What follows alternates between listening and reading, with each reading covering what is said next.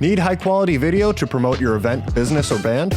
We can help. We're Pixel Pond, a video production team based in the Pacific Northwest, providing high-quality content to clients across the U.S. and Canada. Whether you want coverage of your live event to promote for next year, or need a camera and a camera operator for your next big project, we can accommodate projects of all sizes. Your story is important. Visit pixelpondllc.com or send an email to info@pixelpondllc.com to get started today. We can't wait to work with you. Coming up on Gamers Week podcast. A new article from NBC News titled Extremely Ironic, Suspect in United Healthcare Case Slaying Played Video Game Killer Friend Recalls, saying that they played the game Among Us with their group of friends. I mean, apparently that CEO was on his way to do some task that the assassin was just like, nope. We couldn't just have him emptying the garbage chute. Like, you just can't allow that. So he has to be stopped. He got away with it for so long because clearly there was a vent near there, so he was able to kind of jump out of the way. Right. So this guy just got caught venting, and then you're like, hey, it's him. He did at a it. McDonald's. He vented to the McDonald's, you know? Right. And that's... Which, I mean, if you're going to vent somewhere, I guess.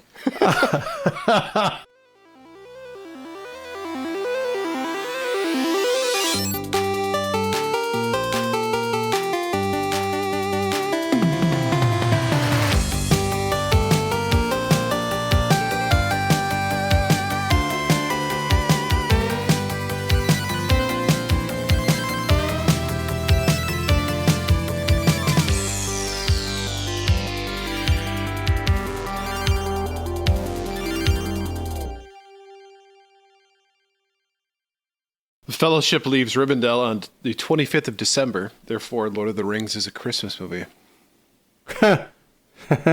Who even took the time to figure that out? Why do they have the same calendar as us? Okay. For one... Oh my God, I regret asking. The first question... no, I was just saying... The first question was, how did they figure that out? And you don't understand how much time people invest into Lord of the Rings. To the point of obsession, sickness, disease. I'm sure there's some kind of clinical... There's an ICD-10 code for it, probably. Exactly. And they have the same calendar than us because Tolkien was... calendar. Because Tolkien was fucking lazy. I mean, Harry Potter celebrates Christmas. Explain to me, in that universe where wizards exist and dragons and shit, where does Christmas come into that? No, you're right. It's a little weird that they would accept a Muggle holiday unless, I don't know, Jesus was a wizard, which is plausible. That's their next movie. I'm telling you. I don't think they should make any more movies. I think we should just let Harry Potter be. The wizarding world of Jesus. I love that this is not going to make it on the show either. Why not? I was thinking this was the better cold open, honestly. So that's a no on the toilet paper thing?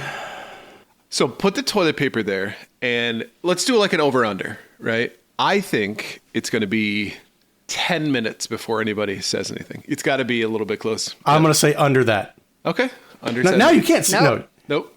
There you go. Perfect. It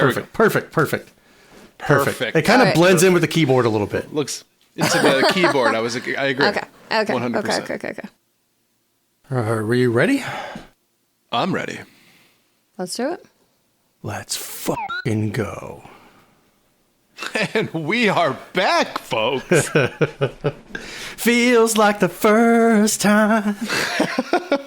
I know you've been waiting to see our darling faces. Not Donnie's, but collectively our darling faces.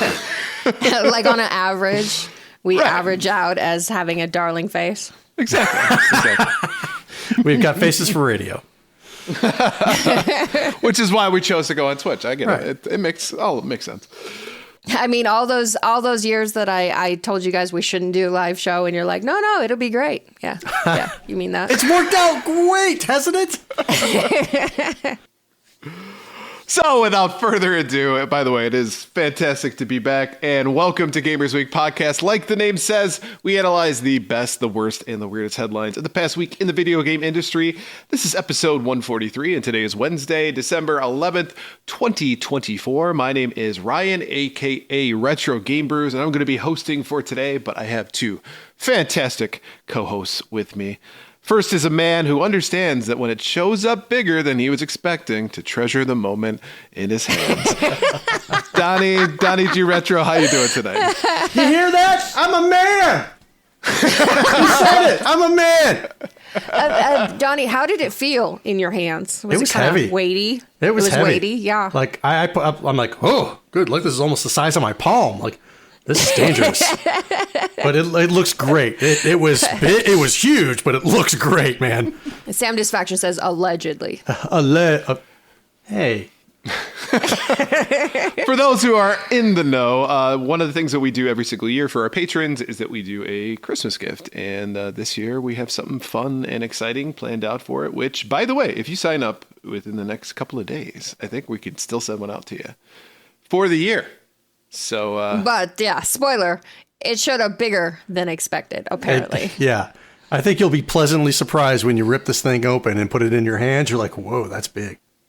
I just liked Blue's moan with that, like, So big. And next up, we have a woman who studied paleontology in college and never leaves home without her Cockosaurus by her side. Blue Williams. Blue, how you doing today? He's so well behaved on a leash, you know. There's just no reason not to take him everywhere with me. An emotional support-osaurus. Emotional support Cockosaurus, yes. Is he from the Paleolithic area? Nice. I should have gone with that one, man. Yeah, Paleodicus, yeah. All I could think of was an English word for dick, which was Todger, so paleontology, but hey, whatever. I mean, that's his name is Taj. Is it really? Did I not introduce you guys? Oh. No. Well, now I feel more connected. He's more connected to the Cockosaurus.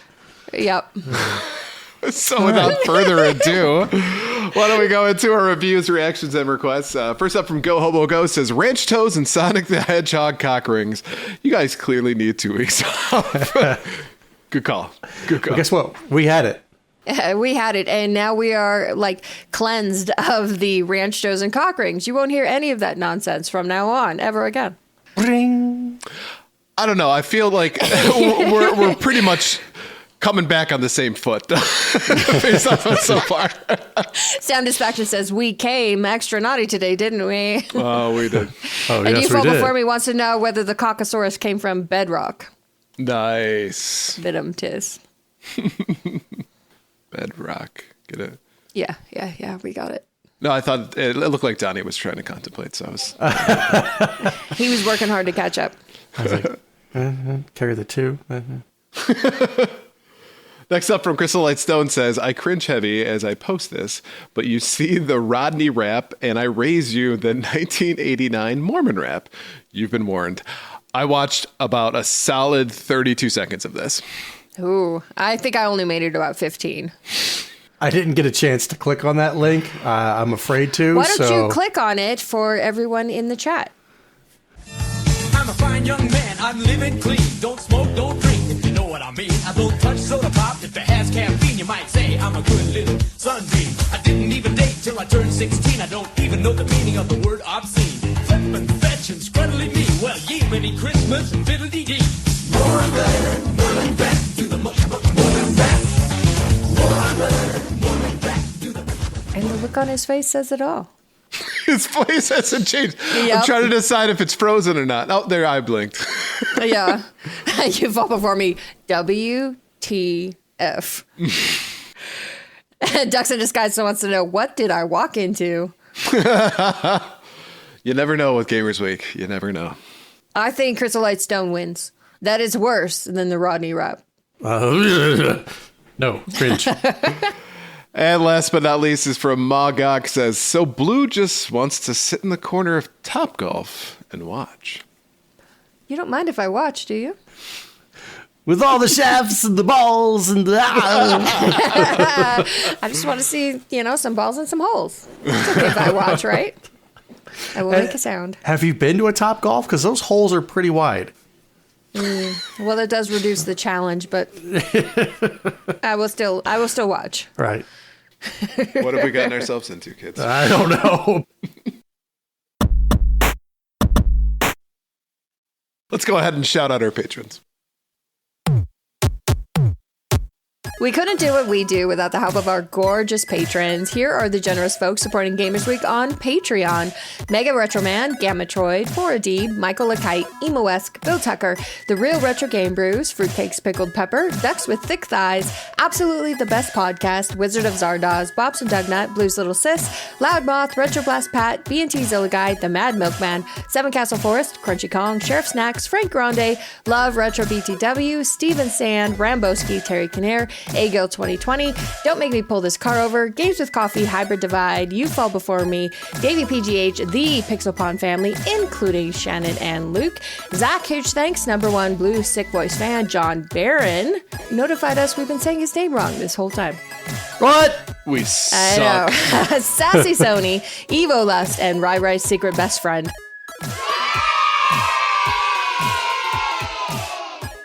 If you like what you hear today, and we really hope you do, please consider joining us on Patreon. Your support helps cover the cost of producing the show, as well as other cool stuff we'll be doing, like prizes and giveaways. You'll also gain access to our bi-weekly, patron-only bonus cast called Gamers Week Uncut, Patrons with Benefits. Visit patreon.com/gamersweek or follow the link in the show notes to learn more. Why don't we go ahead and jump into our headlines? Our headlines segment is proudly sponsored by the Retro Game Club podcast. It's a fantastic, family-friendly retro gaming podcast. In each episode, Rob and Hugh pick 2 games to play and discuss, as well as news, interviews, and other topics. Right now, they're playing through Tomb Raider and Alex Kidd. Send your answer to email@retrogameclub.net or follow the link in the show notes.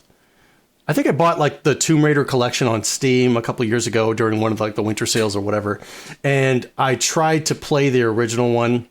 Man, it's tough. And I think they remastered the original one at some point, didn't they? Yeah, they recently came out with a collector's edition for that. I think on PS5 it's available, okay. And probably Xbox and maybe even Switch, which included the first, second, and third one. I think it's like the Lara Croft collection, if you will. I would like to go back and play that game through once again, just to see if I still got it, and be able to complete it without using a strategy guide or anything like that. Because I remember that was the first game I purchased for my PlayStation when I bought that in 1996. Good first start, man. And I mean, Tomb Raider, iconic. I don't know if there's a lot that hasn't been said about it. The one that I find interesting is Alex Kidd. I think the people we run in with, the circles in which we do run, are probably at least familiar with Alex Kidd. Mm-hmm. But it was an interesting time when Sega was looking for an answer to the popularity of Mario, right? Right. And so they come out with Alex Kidd, which was going to be their mascot, right? And I mean, the game's fun. Don't get me wrong. It's just, it doesn't match up to the Mario prestige, right? I mean, Mario itself, extremely tight controls, really great music, just really fun gameplay. Alex Kidd has a lot of those things, but it's in a different tier, if you will. Mm-hmm. And man, they tried to really push Alex Kidd for a while. That was going to be their answer to Mario. And then Sonic, this little hedgehog, came along, and they're like, "We nailed it." Sonic's like, "Step aside, kid." Yeah. Boom. Zach in the chat says breaking news, and then put a link to the YouTube announcement where Tetris is going to Nintendo Switch Online. Finally. Nice. Yeah. Not the Tengen Tetris, but the one that everybody knows, the classic Tetris World Championships, the one that they use. That one's going to be available for Switch Online tomorrow. Can you imagine if Nintendo added Tetris to the Switch Online, but it was the Tengen version? No, it'd be the Game Boy version is what our luck would be, right? It was just like the one where, And they wouldn't do the regular Dr. Mario. They would have Game Boy Dr. Mario. Yeah. And Dex in Disguise says that would be amazing.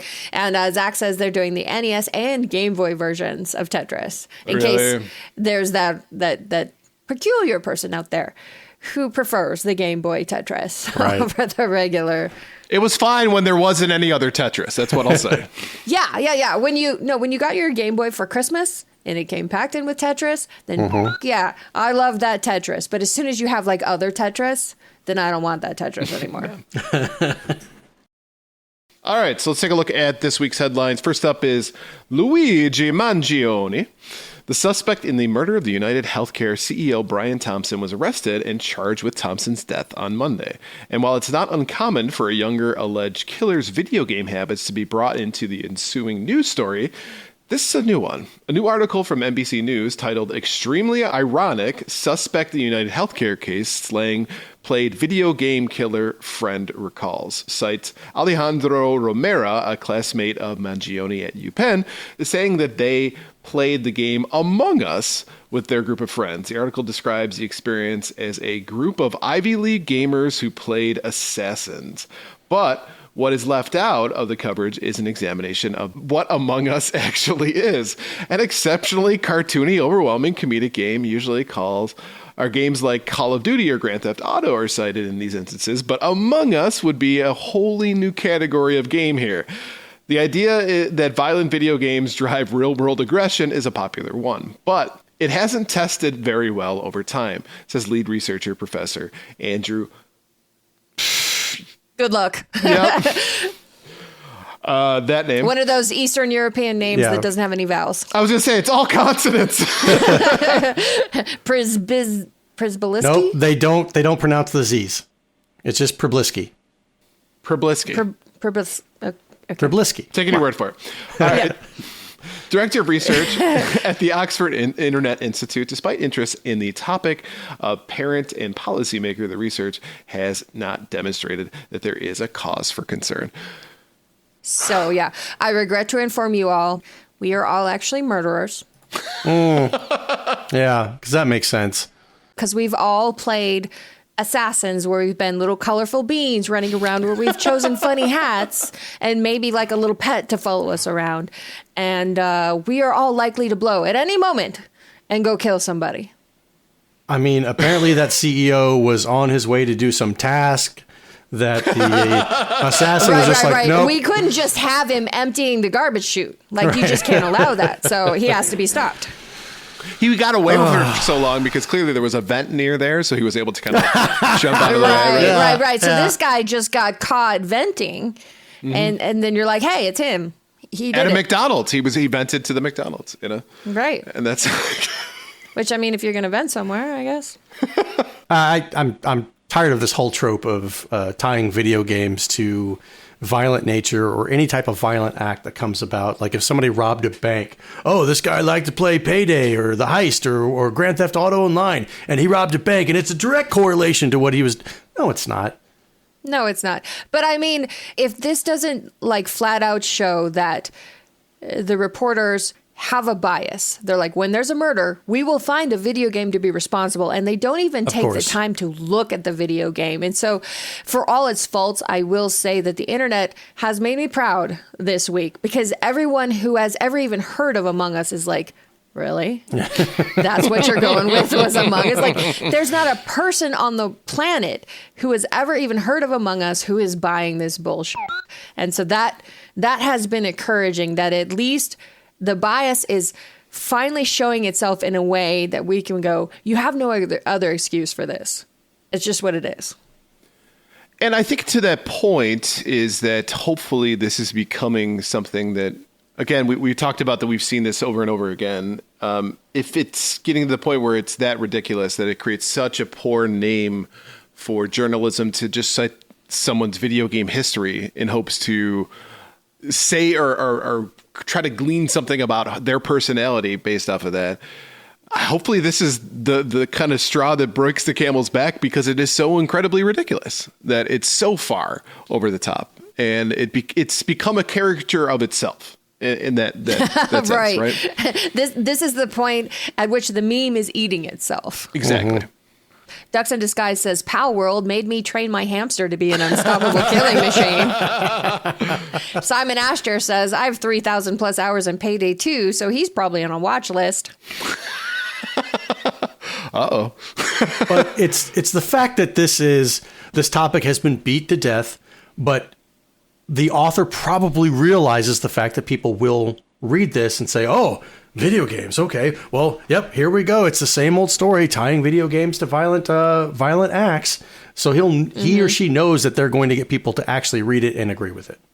And the thing is, if you don't know what Among Us is, I mean, it sounds ominous, right? Among Us, right? If you took it like 5 seconds to research it, you would laugh your ass off when you saw it. But most people aren't going to take the time to do that. And I wonder too, why you never hear about the books that they're reading, why you never hear about anything else. It's always video games. It's always a scapegoat because it's easy. It's the things that people didn't understand. I think rock music, rock and rap must really love video games because it got them off the hook. Yeah. So what's that new thing that's going to cause violence? What is the new thing where video games are going to it's your turn? Kids are playing billiards like in The Music Man. All right. Yeah. What is it? Was it a capital T, which rhymes with P, which P stands for pool? Yep. You got it. Yeah. Yep. Man, we're doing deep cuts. That's a throwback to The Music Man. Oh, man. I haven't seen The Music Man in probably 20 years. Simon Asher says, back in the Mortal Kombat days, there was no data indicating anything because there were no studies. Well, now there are studies which don't indicate any link. But that doesn't stop the accusations. They still try to blame because it. the narrative was there first before the studies, Right. so people have a hard time just letting go, right? It's Right. a cognitive bias. Never let the facts get in the way of a good story. There it is. If the past 5 years haven't taught us that, then I don't know what will. All right, next up, for a lot of avid gamers this holiday season, there will be Indiana Jones and then everybody else. In the fourth quarter of 2024, when consumers largely look to buy and gift AAA games, there's no new generation of consoles on the market, and Xbox is in the best position to get Christmas cash with the December 9th launch of Indiana Jones and the Great Circle. Industry's biggest new game of the year, the momentum has put Xbox in the front of a longtime rival, PlayStation. From a pure content perspective, we must conclude that Microsoft's portfolio is now quite a bit stronger than Sony's. Moffett Nathanson, analyst. Moffett Nathanson. Sorry, that was a long compound word. Yeah, I think they should break those letters up, but that's just me. An acronym would be great. Analyst Clay Griffin wrote in a November 26th research note, and the indie game will remain an Xbox and PC exclusive until it comes to rival PlayStation's platform in spring of 2025. Bold statement, Cotton. Right. One game makes their portfolio that much better? I think Clay Griffin is smoking crack, if I'm being honest. Because if you look at what are the major games that came out this year in the Xbox portfolio, you've got Call of Duty, which is not an exclusive to them, but it is their game. And you've got Microsoft Flight Simulator, perhaps Stalker 2, and then Indiana Jones. If you go to PlayStation side, you've got Astro Bot, Black Myth Wukong, Final Fantasy VII Rebirth, Helldivers 2, Silent Hill 2, and maybe even throw Stellar Blade in there. This whole thing seems to be based on the idea that Sony released their games at kind of an even cadence throughout the year. It doesn't really have anything that they saved, per se, for holiday season, the way Indiana Jones is just now releasing and is probably going to be the Christmas game. Yeah. I think we're jumping the shark here a little bit. Eensy bit. Just a little bit, right? Where we're trying to suggest that I think it's more than it is. Now, granted, this is a great strategy. Have something that's going to be a killer IP. It's going to come out during the Christmas season. So not only are you going to get people to sign up with Game Pass, you're going to get people who want to buy an Xbox and people who are going to purchase this game. It's a good look for them. It's something that they've needed for a while, is one of those killer apps that's going to get them into the conversation again. Is this a silver bullet, though, that's going to solve all their woes and kickstart them into first place? Absolutely not. They are seated quite well in second place, at least within kind of the West, when it comes to the console market. And without a that's not going to change, right? Unless they were giving Xbox Series X's away, right? Just everybody take one. Give one to your sister. Give one to your mother, right? Please, you sir. get an Xbox and you get an Xbox. Please, Right. sir. Instead of like stimulus checks, right? They're going to send out everybody. Yeah, that'll work. I hope. Yeah, maybe. It's a hell of a loss leader, but it's going to work. Here's my problem. I don't have an Xbox Series S or an X. I've got an Xbox One. And as of right now, this game is not available on the Xbox One. So it's available on Steam, but I feel like it might be better played on an actual console. So for me, I'm not rushing out to buy a several $100 console just to play one game early. I'm going to wait until spring. It's not like it was back in the 90s when it was like, oh my God, like I really want to play this game, but it's only out on the Sega Genesis. Do I really want to play it? Yeah, I'll go ahead and pay for it. Now I'm just like, nope, I can wait because my backlog is so huge that it's not going to make a difference because right now I'm just now playing through Breath of the Wild, and that game's been out for how long? So again, it's not a rush for me to go out and pick up this game. I can wait until the spring when it comes out on the PlayStation 5 and enjoy it that way. And to your point, though, I think that not everybody is in that same boat, but True. Most of us, I think, are, right? Most of us have the patience for that. But that's our probably age group. I would imagine younger kids are much more, have much more of a sense of urgency. Mom, I really want to play this game. All my friends are playing it. I mean, I will say, just anecdotally, taking the temperature on, the Twitter and the blue sky, the FOMO is real with this game, and rightly so. I stopped into Ducks in Disguise's stream last night where he was checking out the game on Game Pass for $1, so you can play it that way, everyone, and give it a try. But it looks fantastic. It looks absolutely fantastic, and I think it is actually going to live up to the hype that everybody has for it. I can't see, points out that Nintendo doesn't have a Christmas game either, which, yeah, they don't. They already put out Mario and Luigi game like a month ago, something like Mothership, that. right? Yep. A brothership. Sorry. Mario and Luigi go back to their home planet. And Puzzle Better says, I saw some gameplay of Indie. It looks pretty, and there are a few laughs. With Game Pass for $1 at the moment, we might all have a go, or at least it will get people to keep their Game Pass. I am also surprised, though, because, we were talking about certain games for Xbox Game Pass. Mm-hmm. Are $10 only XS ones. Mm-hmm. I'm surprised this is not a $10 tier. So how comfortable do you feel that Phil Spencer is watching the stream right now, and he's heard you? Xbox Boss Phil Spencer. Drink. Right. He's watching the stream right now. He heard Ryan say this should actually be a $10 game, and he's like, "Damn it, he's right." We thought it was going to be a $1 game, but damn it, he's right. And tomorrow, it's going to be, it's in the $10 tier. And you know who you'll have to thank? That guy sitting on the couch right there. If that's the case, and Phil is actually watching, and you change it to $10, the only thing I ask is come on the show. Please, right. That if Indiana Jones goes to the premier tier of Game Pass, that will be irrefutable proof that Xbox boss Phil Spencer listens to the show and that he should come be a guest of ours. Do you think high-profile people like that are more willing to go on a lesser-known podcast and be able to say anything that they want, as opposed to going on something high-profile where they know a lot of people will listen and be watched and be scrutinized? Here, they're like, man, I freaking hate Xbox. I don't even know why I'm still working there. I do not think that is the case, but I hope that Phil believes that. All right, last up. Last year, beer company Heineken introduced the gaming fridge, a PC with a fridge installed, but now wants to put the power to get a Heineken 00 or 0. No, I think it's 00. No, it's 0.0. All right, whatever. It's a non-alcoholic beer into players' hands with its cool-down controller. Heineken 0.0 launched the controller at CCXP 24, a Comic-Con event in Brazil where fans could see the device in action.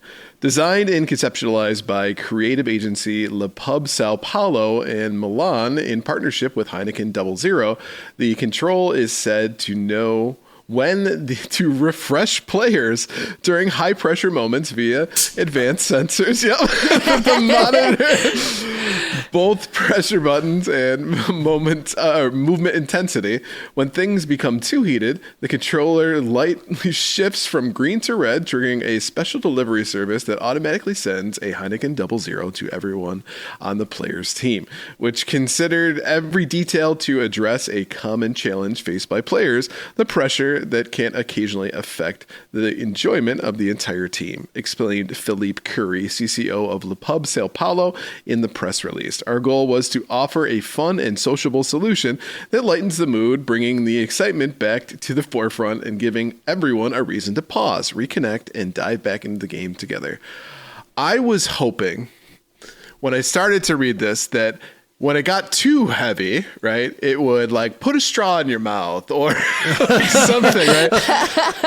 Magically, there was going to be a beer inside this controller of some kind, right? And I was able to, it was like, here, right? But no, it just sends like an emoji to your friends. It says, here, have a Heineken. And by the way, we're going to make it non-alcoholic because we don't want to get in trouble. Yeah. It's fun. It's lame at the same time. It's super lame. It's super, super lame. This is the gift you get from your grandparents. Yes. I got you this controller, honey. It said your friends are going to love it. And my favorite part is at the end where Philippe Curry, the CCO at Le Pub Sao Paulo, is saying, well, we considered every detail to address a common challenge faced by players. And we want to offer a fun solution that lightens the mood. And so everybody can pause and reconnect and dive back into the game together. Oh, we lost. Are you there, Ryan? Or... I'm here. Can you hear me? We can hear you, but you went dark. Yeah, we just can't see you. Yeah, I got this error code. Ryan 6 going dark. Oh boy. Uh-oh. He disconnected. Yeah, it's not recording us whatsoever. Oh, shh. Yeah, it says finished. Yeah. That's gonna be fun. We do have backups. Yes, we do. Yeah, Yes, remember we do. when I said we needed backups? We needed the backups. And it's still recording my backup, so I just checked that, so that's good. Well, Ryan's going to be dark for the remainder, I guess. Ah, sweet, no pants. Until it You matches. were wearing pants this whole time?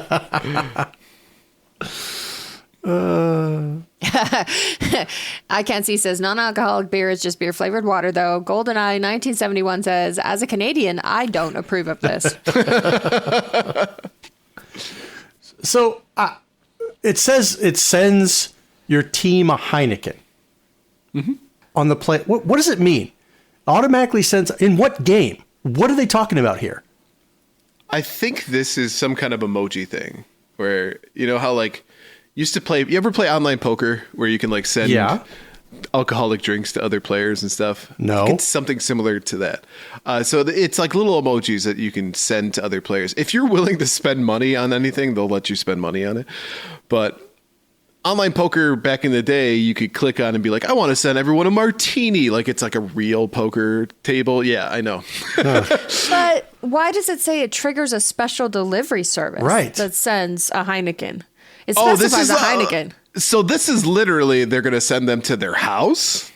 That's what it's kind of implying. How is that possible? I don't know.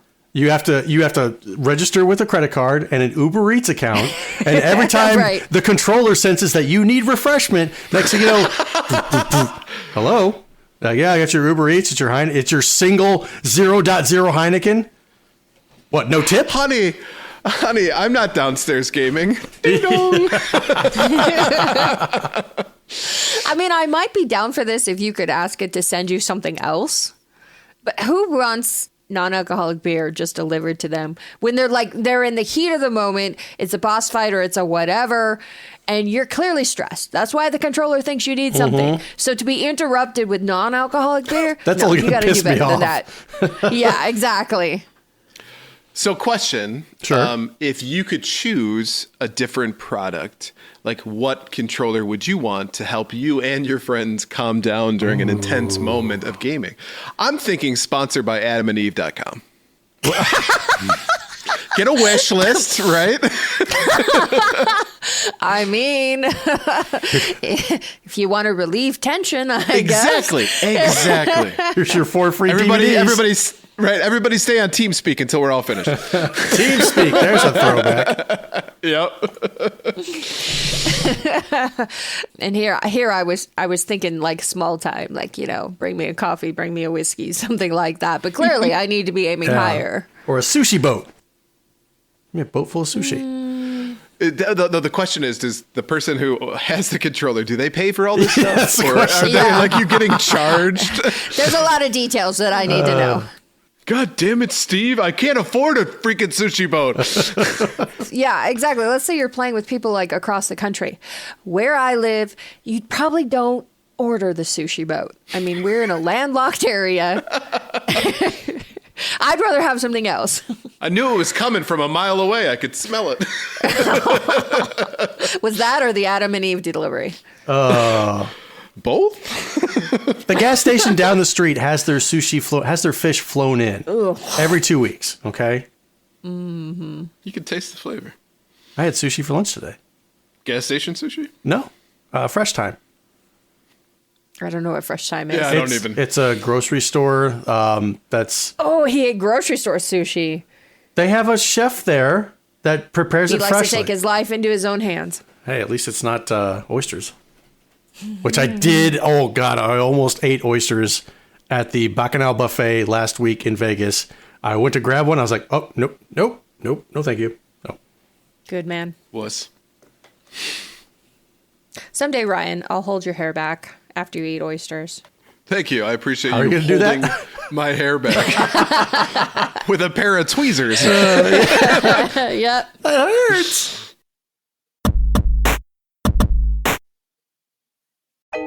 The next day. And the game of the year is Astro Bot.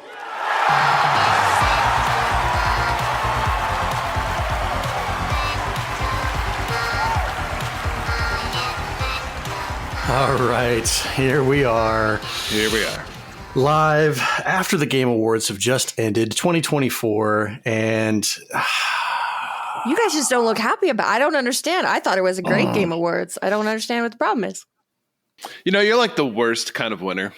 Really? Because I feel like I'm so good at it, so that should make me the best kind of winner. I think my point has been proven. This is just, I was just telling Ryan before you popped in, this is bullshit. This is ridiculous. I thought I had a good track this year on what to pick, and I just got bit in the ass.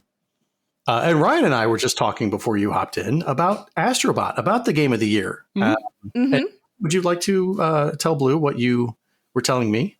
I mean, I played the game quite a bit, and I am genuinely surprised that it got game of the year because it's a platformer, right? There isn't a whole lot of extra story to it. I don't know. It's like it's not epic enough. You would expect if it was like the Academy Awards, right? It would be like a Pee-wee's Playhouse movie winning. Clearly pandering to the masses. Not a true game of the year. Just throwing it out there. But I think one of the things that we could probably do is go through each one of the categories and see who did well, right? Yes. Clearly we know the answer to that, but for posterity's sake, let's go ahead and... I do think it should be preserved for posterity. So we can go ahead and start with what everybody already knows and is so excited about, Game of the Year. To recap, the nominees were Astro Bot, Balatro, Black Myth Wukong, Elden Ring Shadow of the Erdtree, Final Fantasy VII Rebirth, and Metaphor Refantasio. The picks were Ryan went for Metaphor, Donnie said Black Myth Wukong, and I said Astro Bot. And gosh darn it, wouldn't you know it, that is the winner.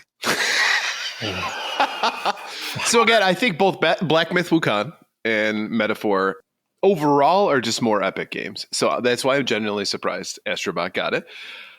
Astro Bot's a great game. I'm not like knocking it in any way. And in fact, it's probably the game I played most on my PlayStation 5.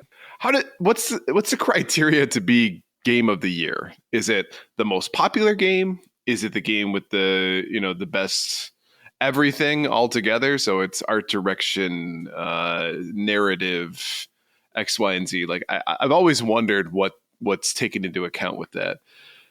if I had to do it, if I had to guess based off of Astro Bot, I would say probably popularity is a major contributing factor. I'm not sure. I imagine because it's voted on by journalists and influencers, I imagine their criteria varies year to year. Mm-hmm. I think Black Myth Wukong, when it kind of antagonized the journalists and the influencers, it probably didn't do itself a lot of favors. That's a good point. And to your question, Ryan, what does it take for a game to be Game of the Year? I mean, it has to be fun. Mm-hmm. I think it has to incur all of the elements that like sound, visuals, gameplay, story, design, all that stuff. And Astro Bot is no Welch. It looks like a very great game, and from what I've seen my son play it, you can go big and you can go small and interact with the environment in that way. I really don't know the story of Astro Bot. I have it. I can play it at any time, but it's just really. I've played it, and I don't really know the story of Astro Bot because there is no freaking story. It's like, oh, you're gathering buddy robots, right? It's simple on surface level, but it's got very deep meaning that everyone can, connect with, because the alien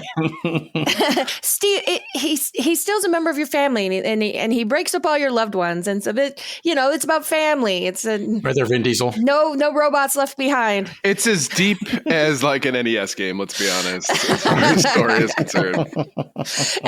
See, Frank Webhead in the chat says the story of Astro Bot is a love letter to PlayStation fans, and there you go. Fair. That's fair. Make your fans love you, make them feel nostalgia, feel good about your game. You get the votes. Boom. Game of the Year. And not saying that it's a bad game by any stretch. Just for my personal criteria, my extremely subjective criteria, I don't think I would have picked it. I do remember saying, though, last week or many weeks ago that I thought it might win. Yes, but we're not doing half C points. Just throwing that there. I'm more likely to play Astro Bot than I am Black Myth Wukong. It's extremely accessible. I'll give it that. See, and Fall Before Me says, come on, not everything needs to be artsy or a Nolan film. We all need our cheat days after working out 5 days a week. I agree. I agree. I don't know if that's Game of the Year for me criteria. Okay. Well, that's okay. All right, next category. Let's move on to Best Narrative. The nominees were Final Fantasy VII Rebirth, Like a Dragon, Infinite Wealth, Metaphor Refantasio, Senua's Saga Hellblade 2, and Silent Hill 2. And Ryan picked Senua's Saga, as did I. Donnie picked the winner, Metaphor Refantasio. Which he totally remembered doing and wasn't surprised at all in this moment. I didn't really remember picking Metaphor, so I fucking won. Right. I mean, of course I fucking won. Act like you've been there. Right. So hold on. Let me do some. So Blue is 1. Mm-hmm. Donnie is 1. Ryan 0. Yeah, I think I got a goose egg on every single one. So, basically, what it's the yin and yang. I'm balanced for this podcast. Because I posted today on Blue Sky about how the Game Awards were very important for determining Podcast Daddy for the next year. Mm-hmm. Yeah. And Retro Monster said, I think the loser should be named Creepy Podcast Uncle. Oh, shit. And then Mogak replied to that and said, RGB is absolutely a creepy podcast uncle. I'm going to own it. He's a CPU. CPU. There you go. I'm going to own it. Might as well. Anyway, Best Art Direction. So the nominees were Astro Bot, Black Myth Wukong, Elden Ring Shadow of the Erd Tree, Metaphor Refantasio, and Neva. And Ryan picked Astro Bot. I picked Black Myth Wukong. Donnie picked Neva. The winner was Metaphor Refantasio. So we all struck out there. 0. For Best Score and Music, the nominees were Astro Bot, Final Fantasy VII Rebirth, Metaphor Refantasio, Silent Hill 2, and Stellar Blade. Ryan picked Metaphor. I picked Astro Bot. And Donnie picked the winner, Final Fantasy VII Rebirth, baby. Which I'm just going to throw it out there. Yeah, it is Bull. Recycled score. Rinse and repeat. He gets another award. That's what we talked about the other day whenever we were going through these. And I was like, well, maybe I don't want to pick this one because it was such a great soundtrack back in the day and I don't see it actually winning again. And then you're like, well, it did win. So like, why wouldn't you? I don't know if it won, but I mean, maybe it did. I have no idea. And like You Fall Before Me says, it needs a new category. If you're rehashing something, don't put it up against everything else that's new and fresh. And you're just kind of like polishing, waxing it up and saying, oh, here, look at this guy. It's 40 or 30 years old. We don't need to say numbers. It's okay. Yep. Nope. Thanks for that, Don. All right. We will move on to best performance. I really thought swear words were going to get it for me. All right. So the nominees were Brianna White for Final Fantasy VII Rebirth, Hana Tell for Life is Strange Double Exposure, Umberly Gonzalez for Star Wars Outlaws, Luke Roberts for Silent Hill 2, and Melina Juergens for Senua's Saga Hellblade 2. Juergens. That's how it's spelled. Ryan picked Life is Strange. I picked Senua's Saga, and Donnie picked Silent Hill 2, and it was Melina Juergens for Senua's Saga. We're going to stick with Juergens, but congratulations, Blue. Yeah. So Blue's got 2. Yep. I've got 2. Ryan's got 0. And then we will move on to best indie game. Juergens from the Fjords. Are they the Bjorgen Fjords? He's pining for the Fjords. Nominees for Best Independent Game were Animal Well, Balatro, Lorelei and the Laser Eyes, Neva, and UFO 50. Ryan picked Neva, Donnie picked Lorelei and the Laser Eyes, and I picked the obvious winner, Balatro. The obvious. Listen to this. The obvious winner. It was the obvious. None of those other games had a chance in hell of being Game of the Year. Mm-hmm. It wasn't Game of the Year. Indie Game of the Year. There you go. Especially against one that was nominated for actual Game of the Year. Moving on. Nope, that was the last category. That was it? That was it. So 3 to 2 to 0? There's got to be more than that. No, because there was the one, we had 6 categories, but there was the one that none of us got a score on. That's right. Oh, okay. Well, that wasn't a total. I mean, Terry's in the chat was making it sound like. Well, she did all 11, so she went in and went into Terry's thing. So if you're not familiar, if you're not part of the Discord for our Patreon, Terry Baca went in and created his own spreadsheet for people to fill out and basically put in their votes. I missed it. Yep. I missed it. I'm sorry. Yep. Otherwise, I would have filled it out. Yeah, there were 14 different categories. I picked correctly on 11. That's pretty dang good percentage. I think next year you should go on like whatever bet website, right? Just make some money. Because see, the way this works, as I'm sensing a pattern, is because in 2022, I nailed it. I picked all the winners. 2023, I didn't pick shit. This year, I got like all the winners. So next year is going to be awful. So what you do is you go on and bet based off of what the opposite of your intuition is. Works every time. So yes, with a score of 3 to 2, presenting your new podcast daddy. I accept your fealty.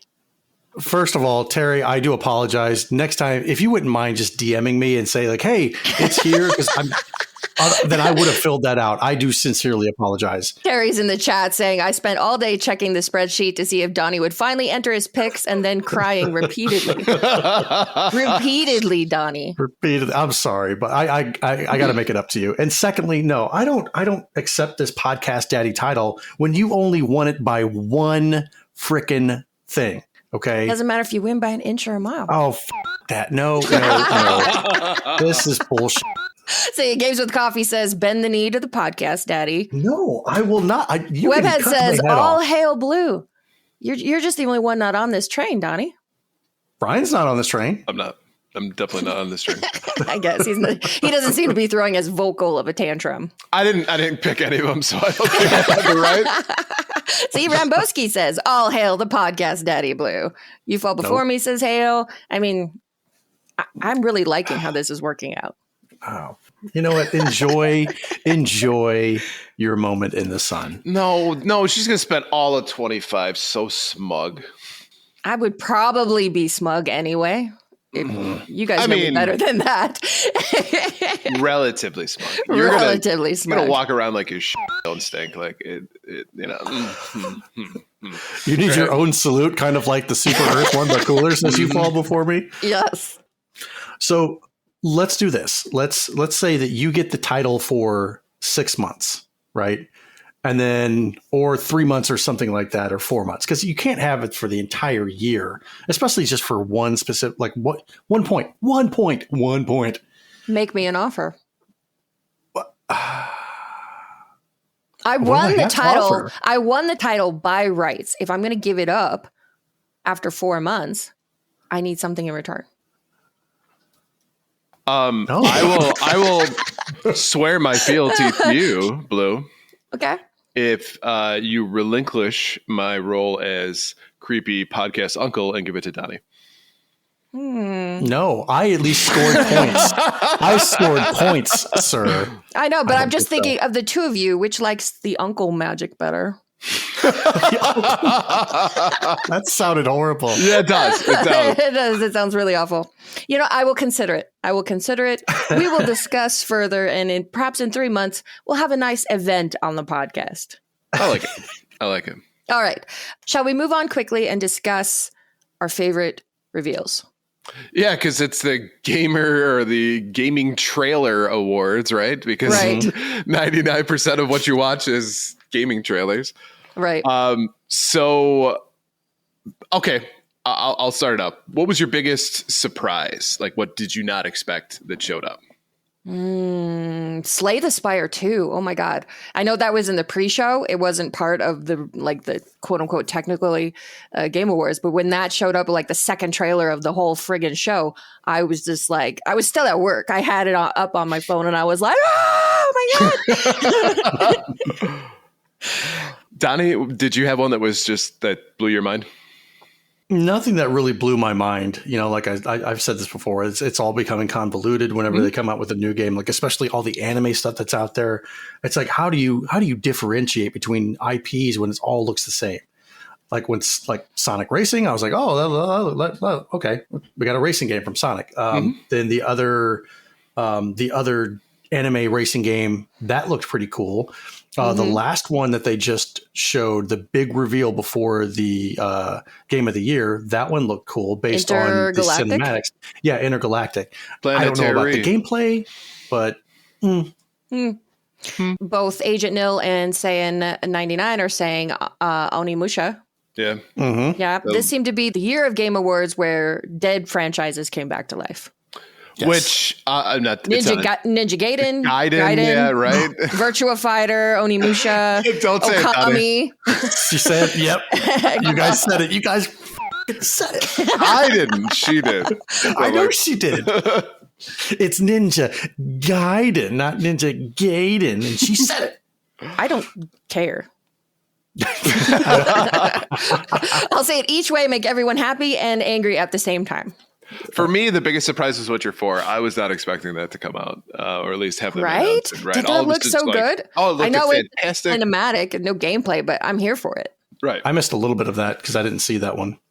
No, it's like, and to be honest with you, if you weren't paying attention at the beginning of that trailer, you might have been like, "Oh, whatever." It's just another one of those kind of games, right? And then as soon as you saw it, and somebody, I think, even said, "Hey, Witcher," and I was like, "Oh, this is good." I mean, granted, CD Projekt Red coming up as part of like the intro. Yeah, so you're like, now you have my attention, ears, right? Yeah. Terry Kinnear says, "Podcast Daddy does not worry about such frivolities." Gaiden versus Gaiden.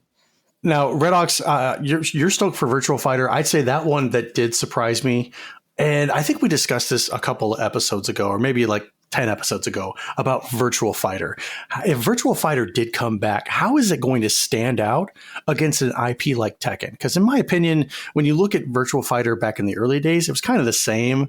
Virtual Fighter was very rudimentary, and then they started polishing it. And then Tekken comes out, and Soul Edge, Soul Blade comes out, Soul Calibur, kind of the same thing, the same fighting style. So what's going to make Virtual Fighter stand out and be different than Tekken, aside from just a story?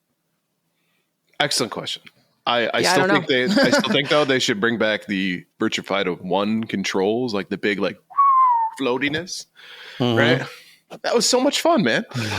They should do like a legacy mode where they have the original controls and then it's super polygonal.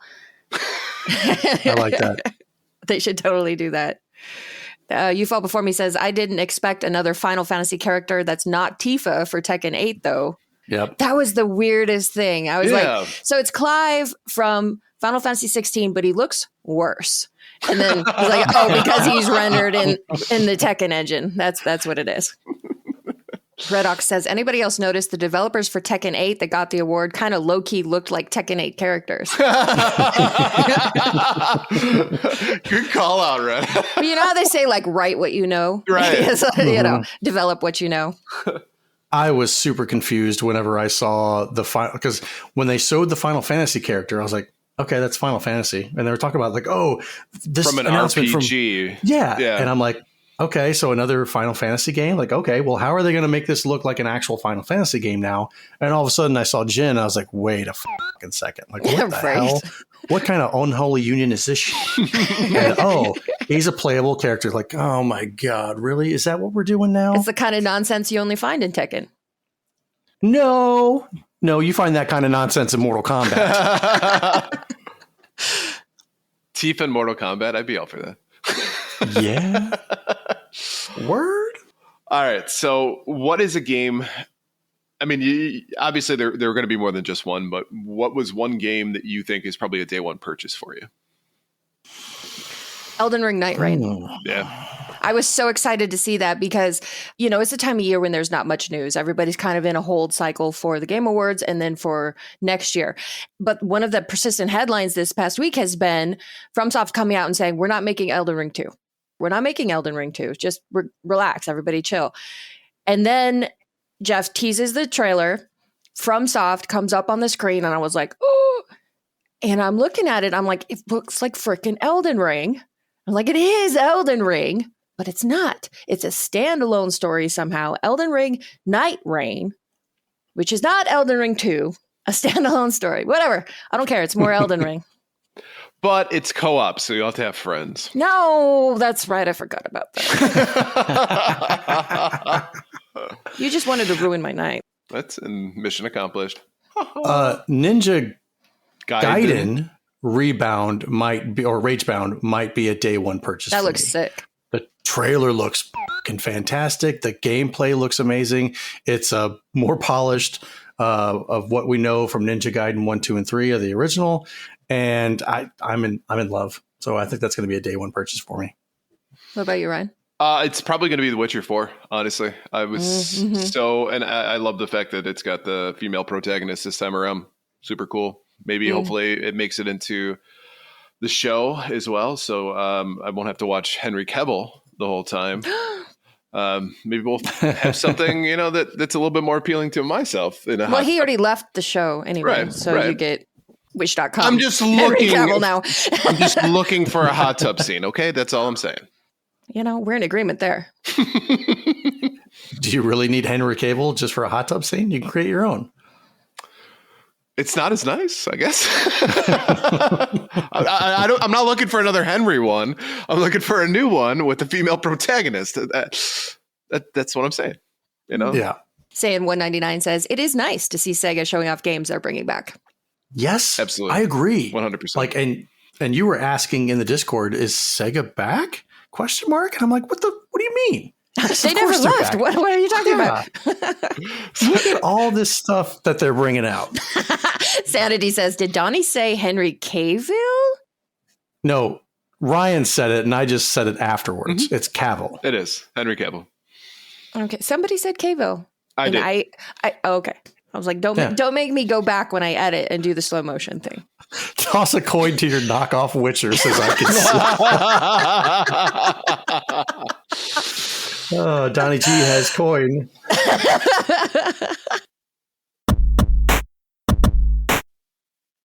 All right, so why don't we go ahead and jump into our top 3 new releases?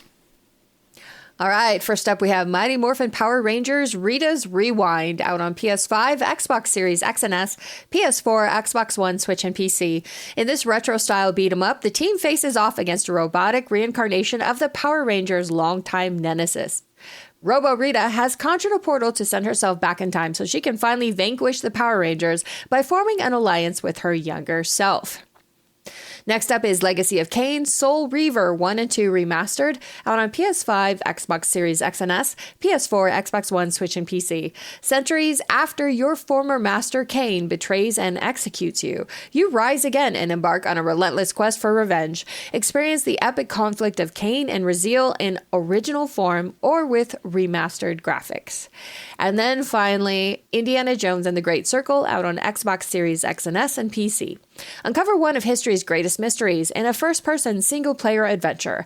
The year is 1937. Sinister forces are scouring the globe for the secret to an ancient power connected to the Great Circle, and only one person can stop them, Indiana Jones. So out of these three, what are you in for, Donnie?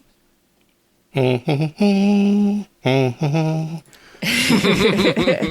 am actually in for not one, not two, but all three of these games. Oh, snap. It's a queen sleep. Holy crap. Like, is this a lineup? So Indiana Jones and the Great Circle, I've seen the reviews. I've seen the gameplay. It looks amazing. I love Indiana Jones. I love this IP. So I'm very excited to hop into this and see what it's like. Sadly, I won't be able to do that until the spring because of what we just talked about. Mighty Morphin Power Rangers, it's a beat 'em up. I love beat 'em ups, and beat 'em ups seem to be making a comeback with all of the classic IPs that are around, and this one looks amazing. It's got a definite blend of side scrolling. It's got first person fights with some of the big monsters whenever you're a Megazord or whatever, and it's got the third person tunnel vision, like almost like a run and gun type thing. A couple of levels like that. So it looks great. And then Legacy of Kain, Soul Reaver. I have these games on PlayStation 1 and Dreamcast. However, because of the way the 3D models looked back then, it was a little bit hard to visualize and see everything that was going on. So I didn't really get too much into it because it was hard to navigate. But now everything looks polished to the nines. And I can see, even with my glasses, I can see everything, all the environments, everything in this game. And it looks amazing. So not one, not two, but all three games I'm going to be picking up at some point. Probably this weekend for Legacy of Kain, Soul Reaver 1 and 2 Remastered, and maybe next week for Rita's Rewind. Nice. Blue, are you on mute? Yep, there she go. Yep. Sorry.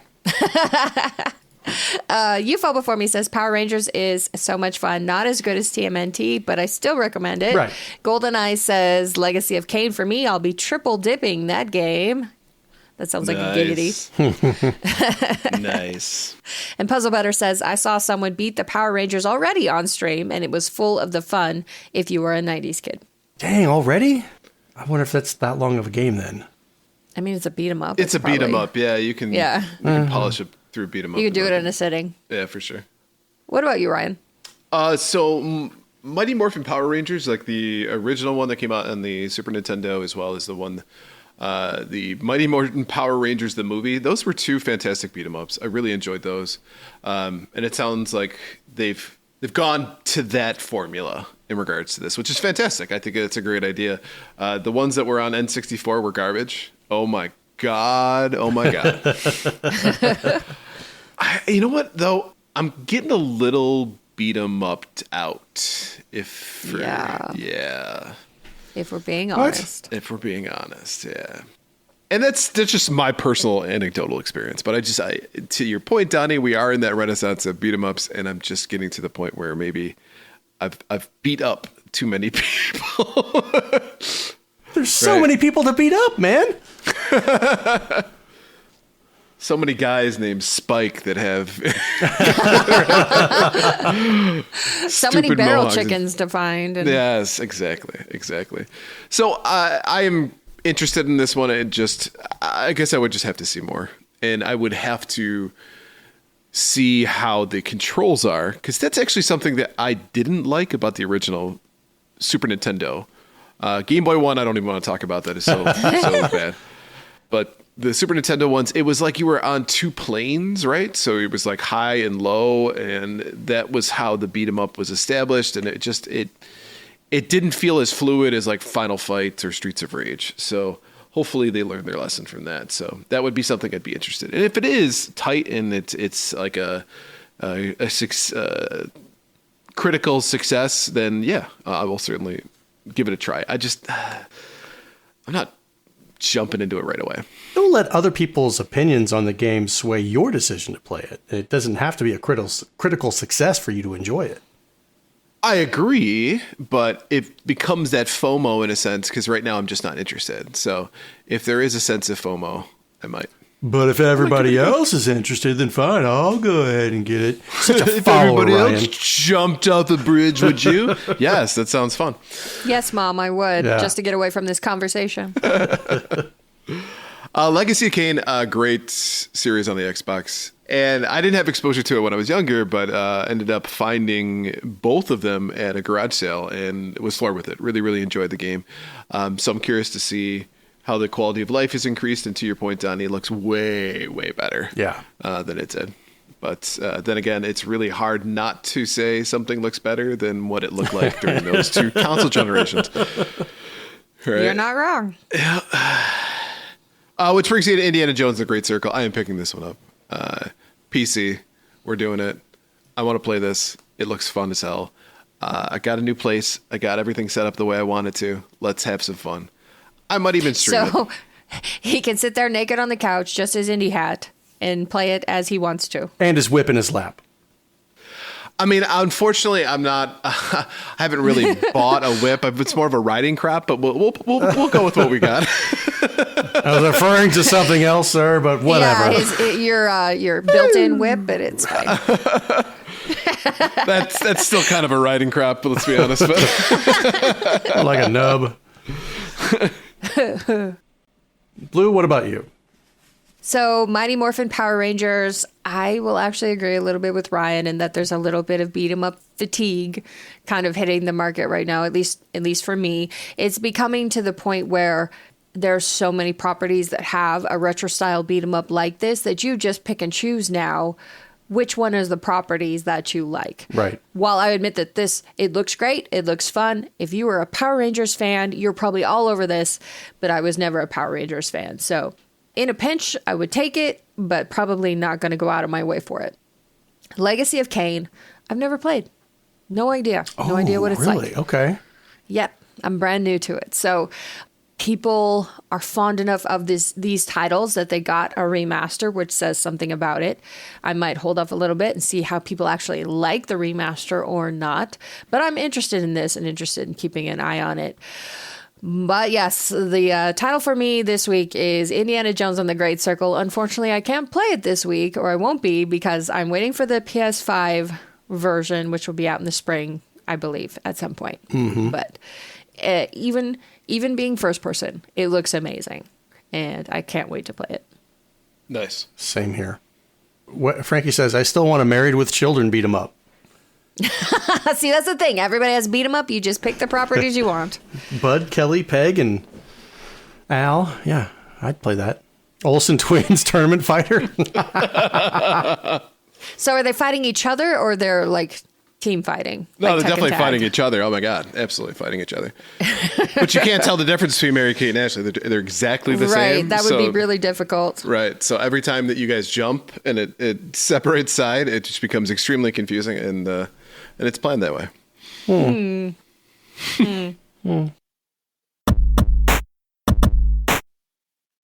All right, before we move on, let's take a quick break to talk about our sponsor. This segment is proudly sponsored by Gamer Looks at 40 podcast. The show explores the history of video games through the stories and experiences of the people who lived it. This week's question is, which is the best Tiger Electronics handheld game and why? Let Bill know your answer by sending him a tweet at a Gamer Looks at 40 on Twitter. Donnie, Donnie, you don't like this question? No. Right. It seems that you have an awesome opinion that you would like to There share. were so many of these amazing Tiger No, Electronics. screw that. The Tiger Electronics was a classic grandparents' gift. Oh, you like the video games, don't you? Here you go. Now you can play it on the go. And you're like, what? Was Adam Sandler your grandparents? Kind of. They're all going to laugh at you, is what you really wanted to say. They were so horrible. I could not stand the Tiger handhelds. All I wanted to do was play my Nintendo or my Super Nintendo. I didn't want to touch any of these Tiger crap. But now they're actually kind of making a comeback with some of the They're remaking some. yeah, that's bold move, Cotton, and I think it's going to pan out because people are probably like, oh yeah, I had a whole bunch of these, and yeah, maybe I'll pick them up and like, yeah, I'll get the whole run of them, the whole collection of them, and then I'll play them for like beep boop boop, nope, Well, and just throw it on the shelf. You're like, oh, these suck just as much as I remember. Exactly. The one that kills me is that people have programmed emulators for this. Like the worst part of owning a Tiger Electronics game is playing How the did they actual do game. that? Excellent question. So they meticulously went in and copied all of the different shells or whatever that you could have potentially, and then they downloaded to whatever the rules of the game are, and there are emulators for a butt ton of Tiger Electron. Yes. So Your scientists were so preoccupied with whether or not they could. You Fall Before Me says the X-Men is the best one. J Dragon 272 says I remember the Sonic 3 Tiger one. my favorite's the football game, and the only reason I like that one is because it actually feels like a game because the field moves rather than it just being one static image in which you have something that's bouncing around like it's an arcade game. The football game, like the field continues to go. So it's like first down, 20 yards, whatever. You can see it moving, and they create like a parallax style scrolling, if you will. So it felt real. Early Mode 7. We got Mode 7 at home. Exactly. The ones that we had at our house were all the Disney ones. We had course. Little Mermaid, 101 Dalmatians, Lion King, Beauty and the Beast. I have a Star Trek one downstairs, but have never played it. Because Star Trek. I know inherently that it's awful, and there's no need to turn it on. But of the ones we had as a kid, I would probably say, I don't know, I liked the 101 Dalmatians one, and I liked the Lion King one. Was it as tough as... No, but it did have that level where you're going through the stampede. So you'd hit the little button, you go left and avoid the wildebeest, and then you go right and avoid the wildebeest. Nice. It attempted to emulate the actual Lion King game. Okay. I just remember too playing them and then getting frustrated and then hitting or taking my pen out and pressing it on that little tiny circle that reset the game. Even back then, Yeah. even back then, your fingers were too big. Yeah. But And when yes, you press I can't see in, Aladdin. That was another one we had. Yeah. When you press in on the reset, when it reboots, it shows you all of the potential LCD characters. Yeah, it right? does, So, yeah. Right, everything just on the screen at one time. Right, and you were like, "Wow, there's way more to this game than I gave it credit for." Not that much still, Right, but more. Right.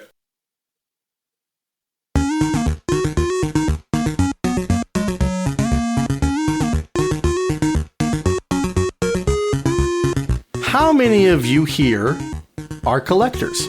Raise your hand. Okay, GoldenEye, J-Dragon. I'm sure all of you guys and gals are collectors of some sort in the chat, but there is a severity on how hardcore of a collector you are. And the thing I'm going to be talking about tonight is it covers the original Nintendo, which was released back in 1985. And when it was released back in 1985, it originally had 17 games that were created for it, that were released on it. And these 17 games all came in black boxes. Now, they all had similar art style on the front. And this was definitely a change from what Atari had done back in the early 80s, late 70s, when you had movie picture-esque front covers on video game boxes. Something like Night Driving, where you saw guys with the helmets and the Indy cars and everything like that, hands on the wheel, and you're like, oh my god, this feels badass. Or Defender with the buildings and the spaceships and the woman in the tank top looking up like, oh my god, what's gonna get me? And then you get the game and you pop it in, and it's just a block. You're moving a block. It has nothing to do with what's on the actual cover, or if it was an adaptation of a movie, had absolutely nothing to do with it. Didn't look like it in any way, shape, or form. And yes, they had hand-painted illustrations and all that stuff. But when the Nintendo came out, you had all of the similar art style that was on the covers of these boxes, like Gyromite, Hogan's Alley, etc., all depicting what the game was inside. You never got anything deceiving that said, "Hey, this is a mega ultra type game," and nope, here all you get is crap. What you saw on the cover is what you saw in the game. So originally, whenever the Nintendo came out, it had 17 games, like I said. These 17 games are as follows: 10-Yard Fight, Baseball, Clue Clue Land, Duck Hunt, Excite Bike, Golf, Gyromite, Stack Up, Hogan's Alley, Super Mario Brothers, Ice Climber, Kung Fu, Tennis, Wild Gunman, Pinball, Soccer, and Wrecking Crew. Now, after that, they released 10 more black box games. These 10 were Balloon Fight, Donkey Kong, Donkey Kong 3, Donkey Kong Jr., Donkey Kong Jr. Math, Gumshoe, Mach Rider, Mario Brothers, Popeye, and Urban Champion. And the last 3 black box games that came out were Pro Wrestling, Slalom, and Volleyball. Now, luckily, I own every single game originally for the black box releases. However, I don't have them all in their boxes, which is what I'm trying to get right now. So, that being said, there's a little bit of history on the releases of the boxes for the black box games. So if you want to take a look at the first variation of the release back in like 1985, do you guys remember what they came with or how they came packaged? Me. Ryan, you got your hand raised? Right, so they had a sticker seal. Is that right? Correct. So the first iteration of the Nintendo release games had sticker seals to cover the flap, to basically seal the game. So they didn't use shrink wrap or anything like that. They used a circle seal.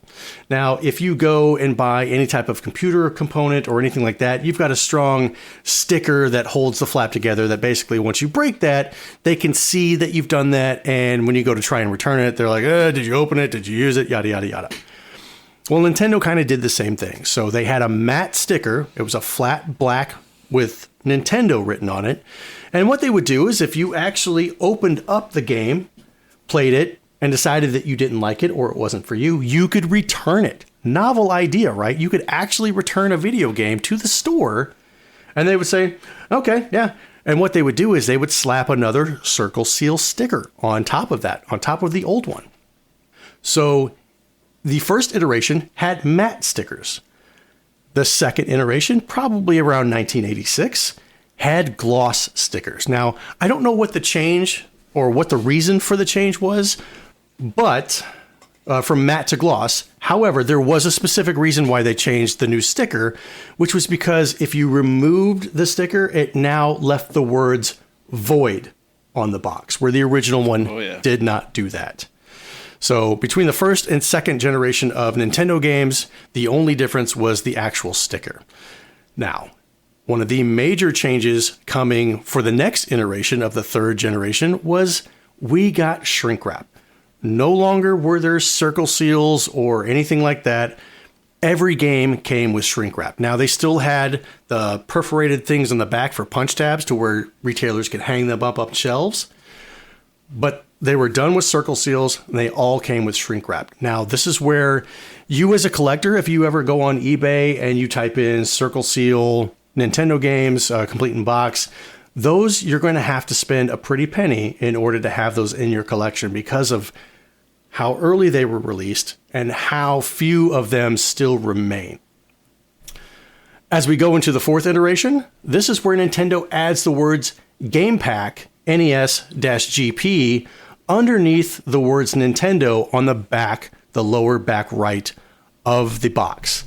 Fifth iteration has the second code that shows up on the specific box where it says NES PSY XX, where the XX was basically standing for what type of game it was released. So in the case of Super Mario Brothers, you'd have SM. There are over 11 different variations of the Nintendo black box release games that initially came out. So if you ever wonder which one you have in your collection, take a look at it. See if it has the Rev A or the Rev A statement on the lower right. If it does, that's probably around like 1987, 1988, because that's when they moved from 3 screws to 5 screws. You might see one with a no trademark next to the Nintendo Entertainment System on the front. You might see an oval seal of approval. You might see a circle seal of approval. You might actually have a circle seal sticker on your particular NES game. There are websites out there that will tell you which iteration that you have. And I know some people, some hardcore collectors geek out at this. I'm one of those in particular. I love the fact of having one of the earliest iterations of a Nintendo release game in my collection. Unfortunately, most of mine are probably around the 3rd or 4th iterations, where they started releasing them with cellophane, the shrink wrap, where they still have the perforated backs for retailers to hang them up on. But yeah, most of mine fall within that. And I think going any earlier than that, it's going to cost me a little bit more money than I'm willing to spend. So I don't know about you, but this is something to look for if you have a complete in-box, black box NES game in your collection. Go ahead and give it a look over and see which kind of variations that you have. No, I love that, man. And one of the other, I think, cool parts to it, too, is that some of those early ones, if you open up some of those black box games, they come with Famicom adapters. Yes. Right. So what's interesting about that, at least from a history perspective, is that they had a bunch of Famicom games they wanted to bring over, but that's 60 pins versus 72. So they're like, oh, what are we going to do with this? So they literally made a thing that would adapt. So you can actually use that. If you take it out of your one game that has a Famicom adapter, plug that into your NES, you can play Famicom games. I have a copy of Gyromite that I opened up, and I was like, oh, it actually has the adapter. So any type of Famicom game that I want to play, I can do that. Jay Dragon says, as many games, various kinds. Change the price tag to arm and a leg or your soul. Yep. That's the way it is now, and I don't think we're ever going back to a cheap video game collector society. That's how you know we're old. Or, in like 20 more years, we'll be like, I remember when you could get games at garage sales and they would be $5 for $1. Okay. Go back to sleep, Grandma. Yeah, pretty much. Let's get you back to bed. Oh, God, those were the days, man. Especially at the end of the NES life cycle when the Super Nintendo had already been out. And they were still kind of making like a small amount of games for the NES, and they were having sales like just dumping whole bunches of complete in box games for like $5, $3.99 or whatever. That's when I should have stocked up, and I didn't. If only we knew. If only we knew. Mistakes were made. Yep. Sure, I'll take all of your little Samsons. Thank you. Yoink. Well, thank you for listening to episode 143 of Gamers Week Podcast, and a big thank you to the Retro Game Club Podcast, Love Retro BTW, A Gamer Looks at 40 Podcast, and Pixelpon Production Company for sponsoring this episode. Don't forget to check out their links in the show notes. And if you want to connect with Gamers Week, follow us on Twitter at GamersWeekPC or Blue Sky at GamersWeekPC.bsky.social. Watch us live right here on Twitch at twitch.tv/GamersWeekPodcast, where we record live every Wednesday at 8:30 Central Standard Time. Email us at gamersweekpodcast@gmail.com. Visit our merch store at gamers-week. Sorry. Say it properly. Visit our merch store at gamers-week-podcast.creator-spring.com. Or if you want to do it the easy way, follow the link in the show notes. And last but not least, join on Patreon, patreon.com/gamersweek. If you do it soon enough, you might get yourself a pin. And, oops, I let the cat out of the bag. Finally, since you have made it all the way to the end of the episode, leave us a rating and review to let us know how we did. We really do value your feedback. And while you're there, consider subscribing on iTunes, Spotify, or your podcast platform of choice. I just want to say I've already won something. Oh, the fact that she said you were cool? No, the fact that nobody has even mentioned the fact that she has TP behind her on her desk. She's got a roll of toilet paper. I said it was going to take more than 10 minutes. Donnie said it was going to take less than 10 minutes for people to recognize. Nobody recognized her the entire production today. It makes me feel like you guys aren't even paying attention to me. Honestly, it hurts my feelings. I'm Cornholio. I need TP for my bunghole. You guys missed it. Chat, you have failed us. You have failed us miserably. There was a roll of toilet paper on her desk and nobody mentioned it. GoldenEye says, holy crap, look at that. You Fall Before Me says, I was eating, which kind of distracted me. I don't want to hear your excuses. Excuses are like a-holes, which Blue has toilet paper for. Anyway. Yeah, we don't kink shame Blue. My excuses are well cared for, okay? That's it for us this evening. Thank you very much for tuning in. And you guys take care. Be good to each other, and we'll talk to you soon. Have a good one. Great to be back, guys. Bye. Bye.